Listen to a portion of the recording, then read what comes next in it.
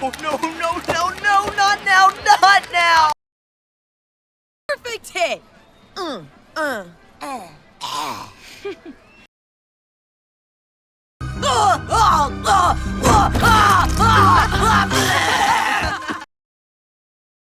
Hey. Hey. Hey! Stranger Things 85 is a science experiment done by Netflix to see how much they can torture the leftover fans of Stranger Things using the medium of animation. This show is so trash that even raccoons don't want it. It is so horrible that people who defended season 5, the ending of season 5, even those people, they don't care about this show. It is very meticulously engineered to look as ugly as possible. Cocomelon is already using this show to train their upcoming animators. You can reuse this footage and title it Stranger Things the mobile game, and everyone will believe you in a heartbeat. Now, this show takes place between Season 2 and Season 3, and for those who forgot like me, Season 2 is where Eleven kind of flies a little bit up in the air and closes a portal. This is the story right after that. The first episode is called Welcome to Hawkins' New Kid. And yes, just like this one, every episode title is extremely corny. And for some reason, they also try to redo the intro because, it's animated, so we'll do something different. It is awful.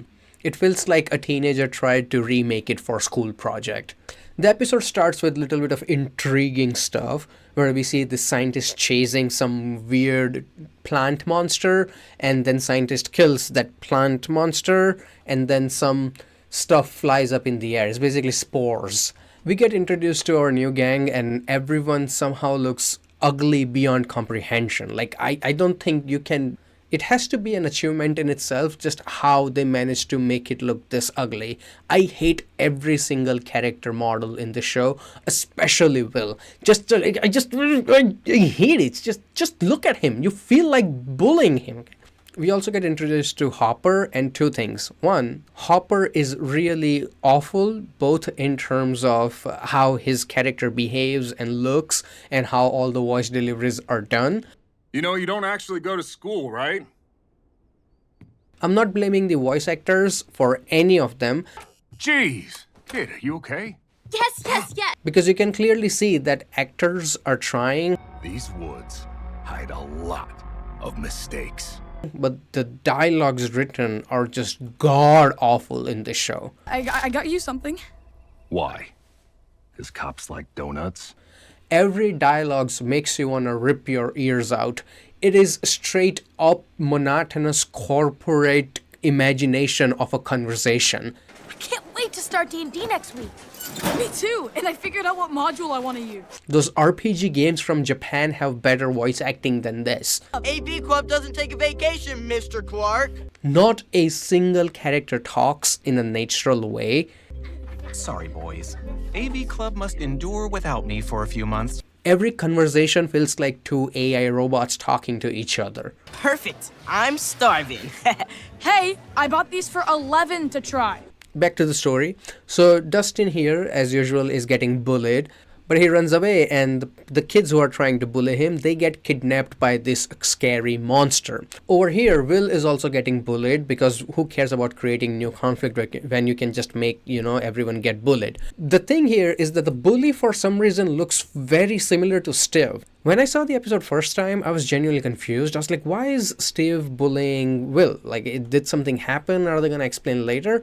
But then it turns out it's just some other random-ass kid. Then why the hell does that kid look so similar to Steve? But the new kid, Nikki, welcome to the Hawkins new kid, comes in and saves Will, and we get introduced to her.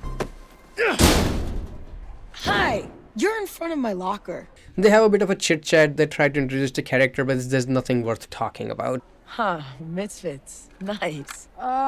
Thanks. Then something happens, and our gang, they also discover the same monster that kidnapped the bully in the beginning. And suddenly everyone is like, oh my god, we gotta stop the monster. Then you get your typical gang tries to catch a monster stuff, minus all the charm from the earlier seasons.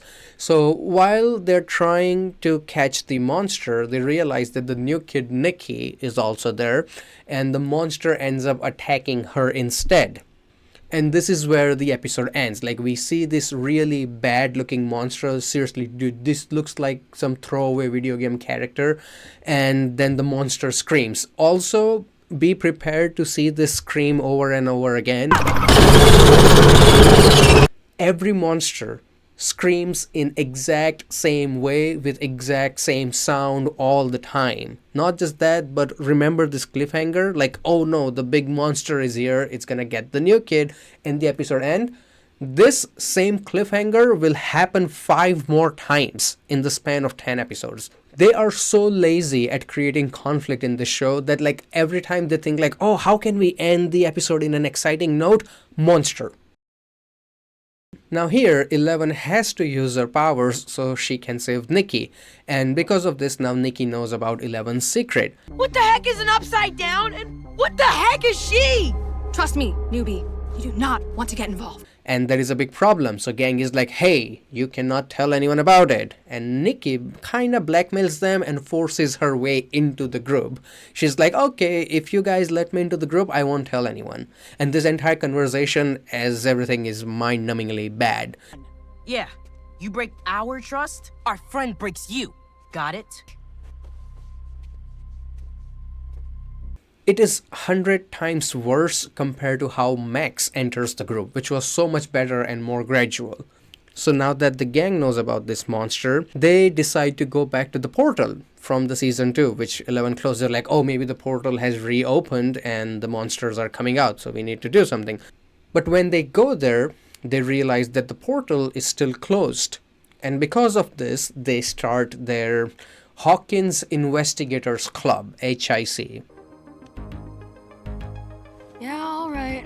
Yes! Basically, they will set up all of these mailboxes around the town, and in case someone finds something really weird, they can let them know. And of course, all of this happens in very cringy way.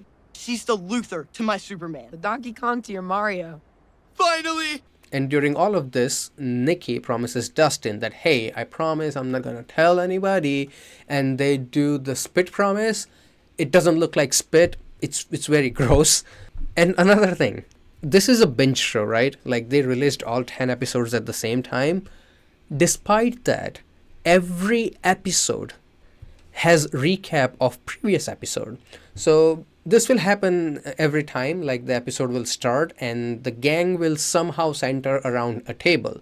And once they are all centered around it, they will start talking about what happened in previous episode, as if to catch up the audience. I think it's mostly for people who are scrolling their phone, but still, it is very annoying. It's waste of time, just pure filler trash.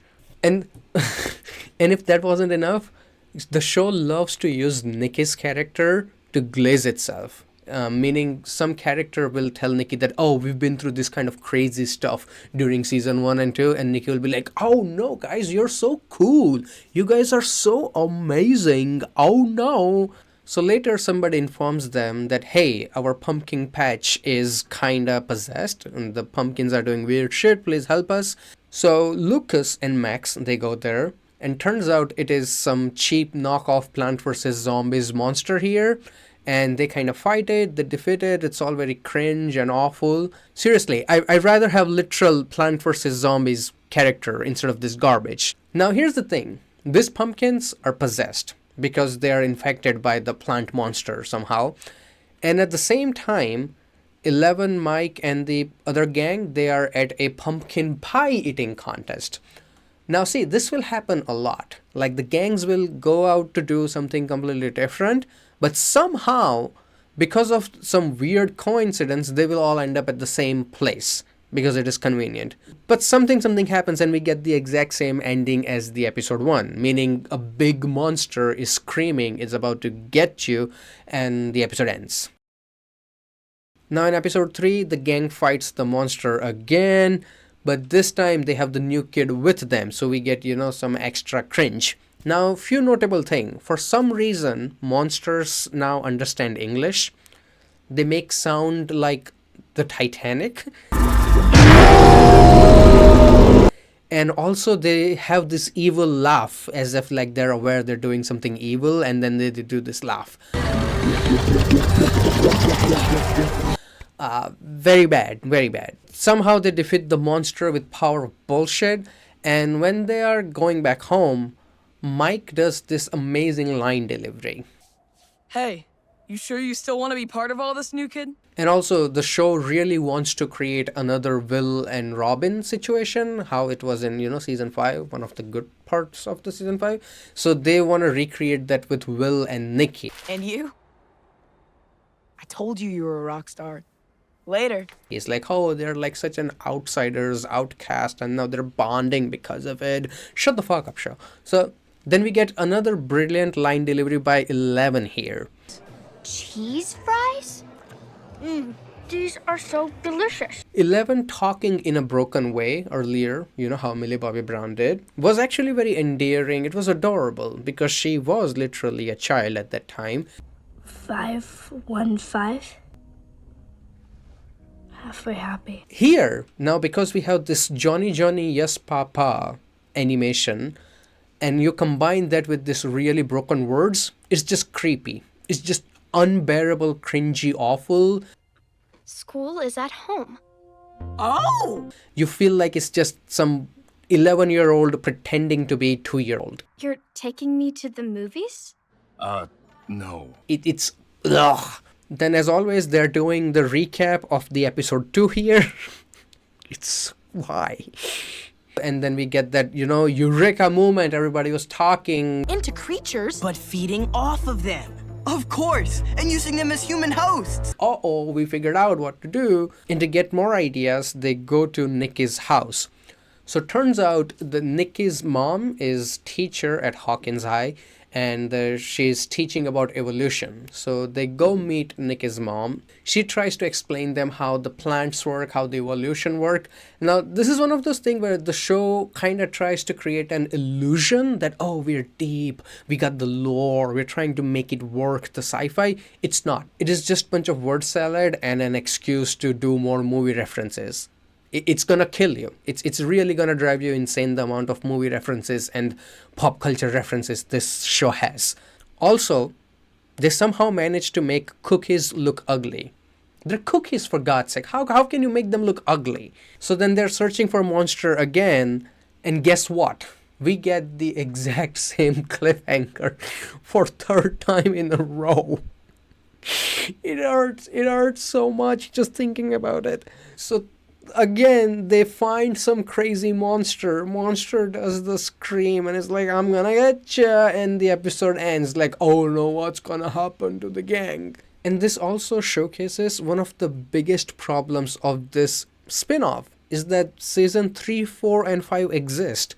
So every time this show tries to pretend, like, oh no, the gang is in danger, what's gonna happen?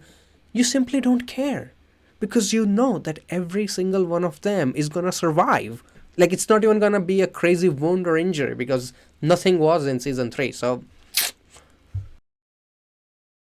now this animated show really loves to recycle the ideas, and episode 4 is a good example of that. So first of all, we have this really forced conflict between the gang, and 11 and Max are really, really stupid. First of all, 11 almost gets knocked out, like entire tree log falls on her. She cannot even stand up. But at the same time, she gets upset at Mike that, oh, you didn't let me fight, Mike. What the hell? I'm my own boss. You cannot tell me what to do.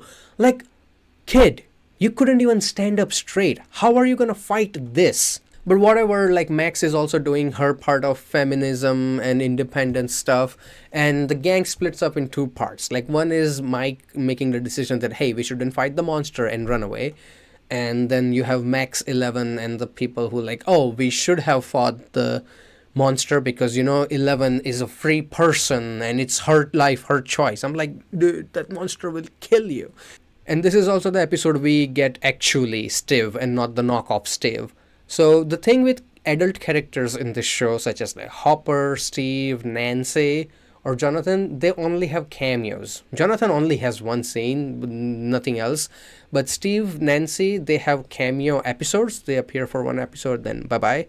This is Steve's episode, and it is pure nostalgia bit. Like, oh, remember Steve's club? Wasn't that crazy? Remember Steve and Dustin and how they were together? How Steve was so caring like a mother? Uh-oh. Like, it's just baiting out and rehashing the same bullshit from early seasons. But basically, Steve and Dustin, they meet each other, and Dustin explains like, oh, dude, there's like a monster and whatnot. So they find a monster, and then they try to take that monster to a place where they can burn it. And this entire sequence is just your typical forced comedy, awful jokes. So Steve and Dustin, they go and they burn the monster. Now here, the audacity of this series. We're at episode 4 in 10-part series. And this series wants to pretend that, oh guys, the monster is gone. It is burned up. The gang is free. Nothing's gonna happen anymore. Seriously, you're gonna try to pull that in episode 4? It's over. There's nothing for Mike to tell Hopper. Do you have no shame? On the other hand, Mike and Eleven are having their argument. Like, Mike is like, I just care for you. Eleven's like, but I'm independent. And if you're paying attention, you might remember that this is actually the exact same conflict we had in season 3, which is, first of all, very lazy and also really stupid. Because in this episode, Will and Mike already become very mature. They realize that, oh, we need to respect each other's private space, but also trust each other and all 9 yards. Basically undercutting their entire arc from season 3. Amazing. Also, thankfully, finally, in episode 4, we get a different cliffhanger. So, turns out Mike and Eleven, they decide to tell Hopper everything, that there is this monster, we've been fighting it and whatnot, just for, to be responsible. But, as we know, that Dustin and Steve already killed the monster. So, it's like race against the time. The gang needs to meet Eleven at her house before Hopper does, so they can stop them. Hey, you don't need to tell Hopper anything. Now, as episode 5 starts, we get some Scooby-Doo level of comedy. I think it's even worse, because at least Scooby-Doo is funny at times. The Hopper comes at home, but the gang has beat him, so that conflict is resolved immediately, like no one tells Hopper anything. But the new conflict is that Nikki is also with them. And that cannot happen, right? Like, because otherwise Hopper will be very upset that, hey, why did you tell another kid about Eleven and her existence? That is messed up. So Eleven tries to make her float around and whatnot, and then she throws Nikki out the window and everything is safe. The whole thing is very cringe. And then we also get an attempt at another forced conflict. Now this is like takes the cake of something just so forced. They turn Mike into a complete asshole out of nowhere. Like, just they do it. Mike gets upset with Will that, hey, why did you bring Nikki? That is so irresponsible, it will ruin and whatnot. Nikki hears it from the distance and she just walks away without saying anything, so that they can stretch out that conflict for a little bit more. Now, technically speaking, this episode is a little bit different than rest of the episodes. It's a little bit more creative. This time we're not fighting monster, but instead it's more like a mystery or heist mission type stuff. See, Dustin so far has been taking photos of all the bullshit that is happening. It's like, guys, I'm gonna do it for the memory and whatnot. And one of that photo, which has Eleven and the monster both in that photo, kind of gets lost. And that photo somehow ends up at a magazine office where they're going to publish it. Crazy, right? But it doesn't work at all. As I said, season 3, 4, and 5 exist. So we know that the photo will not get published and entire Hawkins is not gonna know about 11.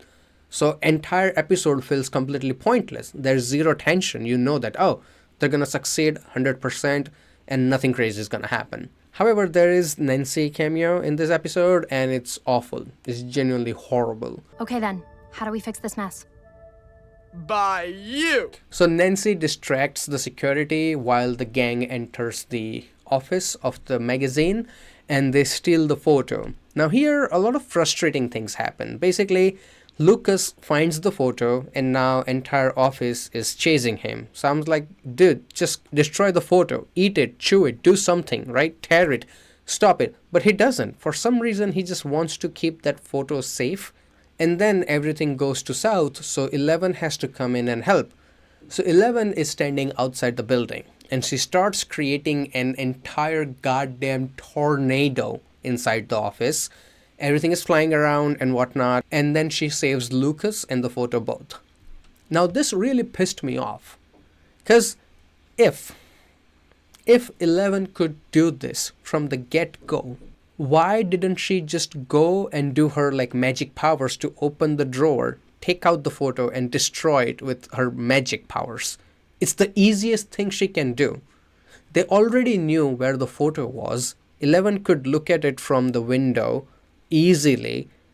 Then what was the need of doing all of this garbage?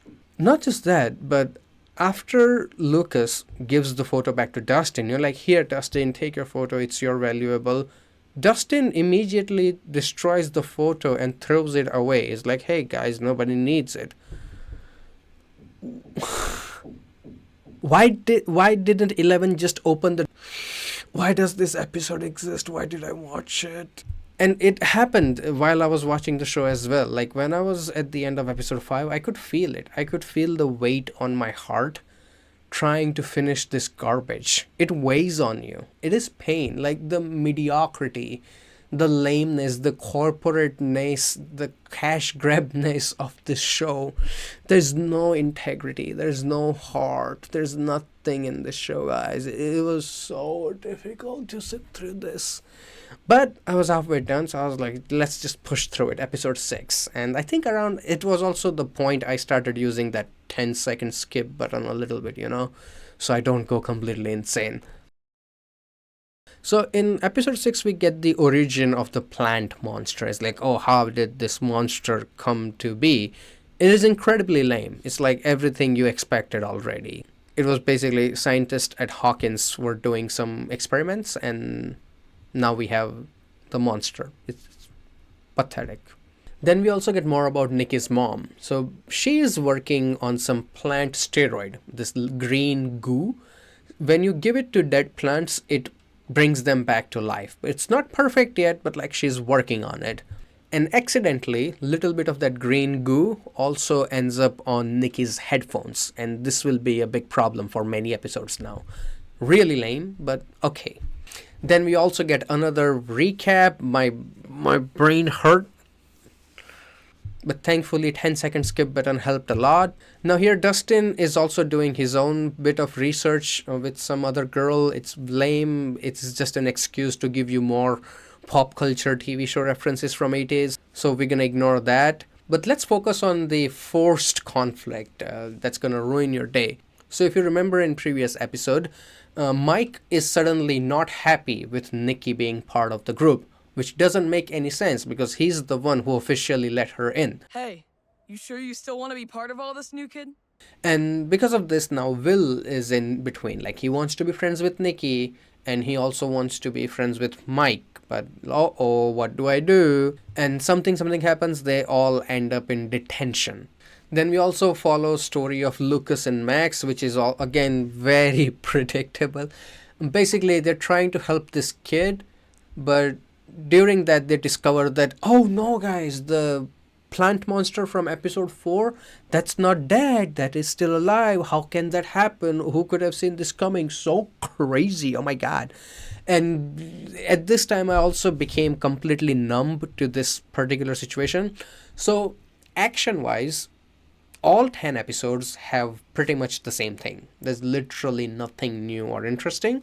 So basically, crazy plant monster chases them, and the gang runs away from it and hides behind a corner or something, and eventually either gets out of there or kill the monster. That's it. It's like every single action sequence is that. There's literally nothing else. So by this point, I had become completely numb to it. And with the amount of pop culture references the show had made, She-Ra starts at 4:30. Yes! by now, I wanted to throw up. You saw E.T. Could you imagine Elliot leaving a trail of pizza? I was just literally, I was gagging. I was like, That was from Star Wars, right? God, I can't take it anymore. Please stop talking about Life cycles like an alien. Oh, I love that movie! movies from 80s and 70s. I can't do it anymore. Whatever. So now Mike, Will, and Nikki, they break free from their detentions. It's like, oh, you know what? We're just gonna run away from here. And in doing so, guess what happens? They run into a monster. The monster smelled the green goo on Nikki's headphone, and it came here to kill them. And we get another episode. I think this is the 4th episode by now, that ends with exact same cliffhanger. This monster comes in, it screams, and it's gonna kill all of them. The show has already ruined Mike's character a lot by this point, but they were not happy. They were like, you know what? We can do more. We can ruin and destroy this character further. Here's what happens. There is also another kid who was the one wearing Nikki's headphone to listen a song. So Mike of all people, ladies and gentlemen, he suggests that, hey guys, we can just leave that kid behind to die and run away ourselves. It will be easier. We just can't leave him in there with this thing! Can't we?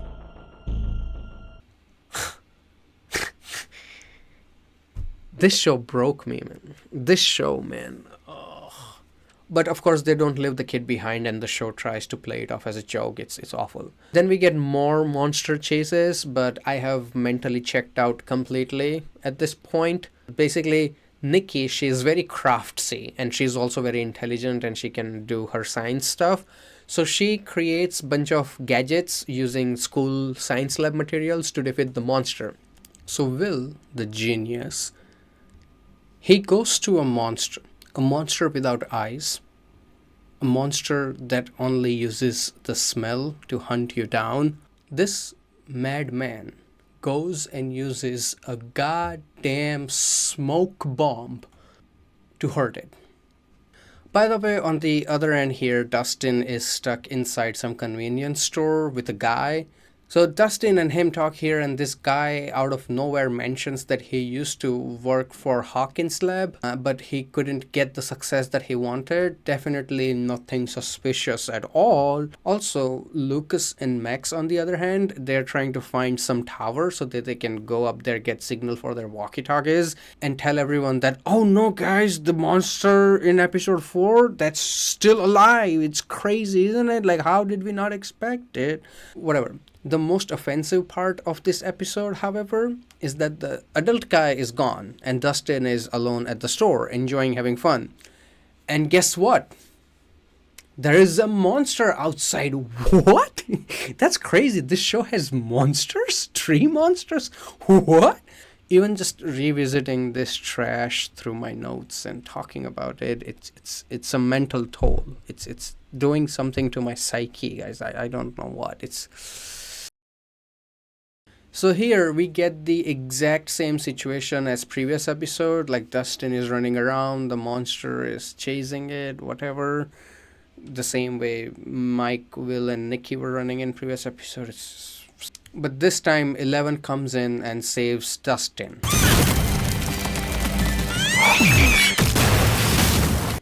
Now this save is pretty diabolical. 11 in this show is something different. Like, she is more powerful than 11 from season 5.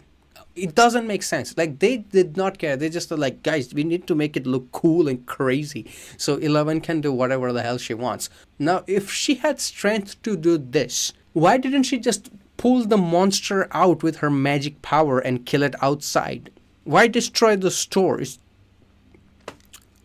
Like, 11 from this show will off Vecna in like 10 seconds. It's like, yeah, shut up, bitch. Boom, gone. They learn what the monster actually is, and we get another horrible, painful explanation montage where they're like, oh, it's this. Oh, no, it's this. Oh, crazy. But basically, it's some big mother monster somewhere out there, and these are all just her little minions running around working for her. Wow, that was crazy. Never seen that before. And we also get this brilliant line delivery by 11. We should do the chasing. Fine. But between this, the new kid Nikki says that, hey guys, let's go to my garage. Like, she had already shown this garage to Will, but for our own sanity, I skipped that part. But they come here and Nikki shows that, hey, I'm very handsy, I'm very creative and intelligent. I can use scraps and make it work. So she gives everyone their weapon. We get another very cringe montage of Dustin talking and whatnot. We learn that it's also her birthday. I don't care. But I think at this point, even the writers and showrunners realize that, guys, we have basically the exact same chase going on for 7 episodes now. We need to do something different. Using logic and science, then I'm tired of being chased. And they decide to go under the tunnel to fight the big mama monsters. Here we get, I think, the worst animation of the series. It's hideous. It is worse than those Sims video games. It is awful. How was this approved? Like, just no shame. Like, ah.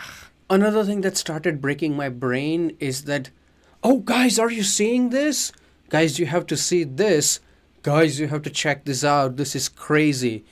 Guys? Like, they did every variation possible of this bullshit, and I just wanted to punch something by this point. So once they enter the tunnel, we get this masterpiece moment. Basically, they need to go over this little bit of gap.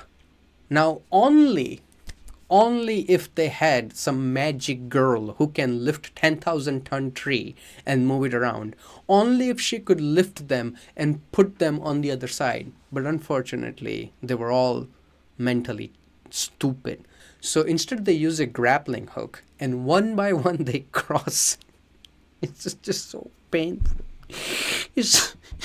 So they cross, they make you watch all the characters cross this gap using the grappling hook, and then they fall down anyway and accidentally end up near the monster. Now this fight, I would say, in comparison to previous ones, is a little bit better, because I think this is actually a fight and not just them running away in the exact same way. They try to do a little bit of cool moments and whatnot, but it's fun. But they get their ass beat by this monster and they run away from this. Like, guys, we can't do anything. We are not strong enough. They run away. And then we get the twist reveals. So Dustin, while trying to pee at Nikki's house, he learns that it's Nikki's mom. Make me do something I will regret. She's the villain. What? That's crazy, right? To be honest, I was just happy that it wasn't another monster cliffhanger. Now, this is, I think, the best episode in all 10 so far, which is not a very high bar to clear, and this episode on itself is not that good. In comparison to others, bearable. Here they tell Nikki that, hey, your mom might be the villain, and Nikki is like, you know what, we need to cross-check, and let's do it. So Nikki distracts her mom, and the rest of the gang breaks into her house. So gang is split up in 2 parts. One is with the mom trying to distract her, and they still have that headphone bullshit going on. Like, Nikki's headphones are still covered in that green goo, and that ends up attracting a bunch of monsters to them, and they spend like pretty much the entire episode fighting them, running around with them, whatever. It's nothing that interesting. The rest of the gang here, they search Nikki's house. They find some videotapes of experiments being done, and they find a secret tunnel that leads to a secret lab. And this episode has 2 cliffhangers, and thankfully none of them are monsters. So one is that 11, she gets captured by monsters. So still a little bit of monster, I guess. And the gang learns that it's not actually the mom who is the villain. And to no one's surprise, it's actually mom's boyfriend. Mr. Henderson, I guess I shouldn't be surprised. Who stole all of her work and created these monsters and is just doing all the shady things. Now, on paper, it might be an okay twist, but in reality, it is just trash. 2 reasons. One, it's a spin-off, meaning we know that gang will be safe, no one's gonna die, nothing's gonna happen. Second, we don't care about the guy, the boyfriend character. We simply do not care. They try to make it seem that, oh no, his general store got destroyed and whatnot. Seriously, no one gives a shit about this guy. So the entire reveal, you just sit there like, good, only one more episode to suffer through. So in this final episode, we learn more about the villain, and I wish we didn't. Because initially, he was forgettable. Now he's just downright stupid. He had no idea what was going on. So he created this plant monster thinking it is contained inside of a glass.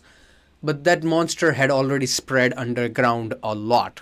And I mean, a lot. And this guy is just doofus. He has no idea what the hell is going on, what happened and whatnot. Idiot. By the way, somehow 11 returned. She just did. The show never explains how, but now she's back, completely destroying the cliffhanger from previous episode. So, here's the big plan.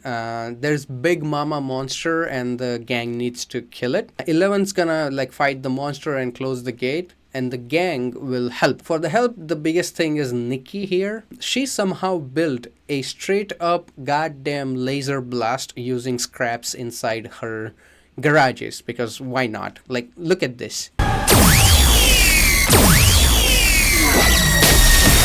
She built that using just scraps. They try to create a lot of tension that, oh no, we're running out of the batteries, where are the batteries and whatnot.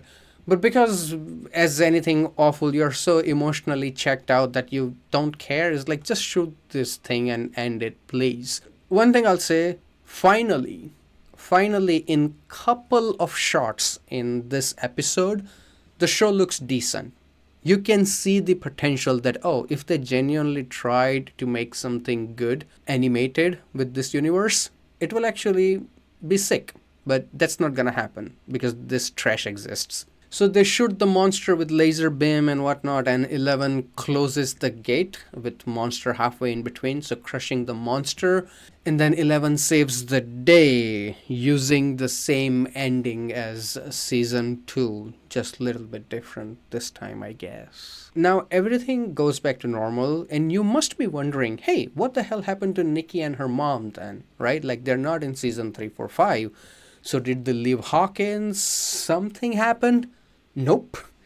When this show ends, they're just there. They're in Hawkins with the gang in the garage, playing Dungeons and Dragons. The show does not explain where did Nikki and her mom go at all. It also doesn't explain why there is zero mention of this character in future seasons. Literally no. And because these characters are now inserted and all of this stuff has happened, and 11 is 100 times powerful than Vecna in season 2 here, it creates a lot of plot holes. A lot of them, and does not explain any of them. The show is whatever. We also get this cringy scene with Hopper and 11 talking on the roof. Really? Seriously, what the hell is this? By the way, after creating this animated monstrosity, Netflix had audacity to create a teaser for future seasons. Just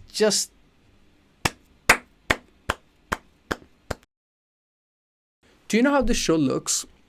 As if somebody took a mobile phone and recorded footage of a TV show, and then you're watching it. It's a very specific look, but once you notice it, it won't go away. This show looks like that. Also, a disclaimer about voice actors and animators who worked on it. I'm not trying to make fun of either of those. And animators, on the other hand, they're already beaten up pretty brutally by the industry. They always try to do their best, and I think they probably did their best with the budget, direction, and the guidance they were given. So I have no hate or no beef with these people working here. My all hate is towards Netflix and their producers and the show creators here.